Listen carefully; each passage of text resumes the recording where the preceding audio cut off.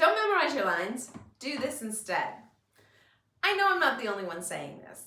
I've seen plenty of casting directors and acting coaches say don't memorize your lines.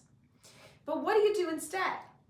Now, some of the advice that I hear them giving you is understand the meaning of the words, ask some questions, and focus on the emotions of the scene. Now, the problem with that is understanding the meanings of the words, it's really not very specific. There's no process connected to that.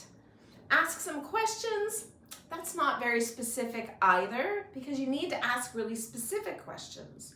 And then focus on the emotions, but acting is not about the emotions. Remember, acting defined is doing or behaving, and emotions are a byproduct of acting. So what do you do instead? You need to have a process. And so I've created the 9 questions of intentional acting. And it's a process that you can do in order. And those 9 questions help actors get connected to their character, to break down the scene, to connect in with the other actor.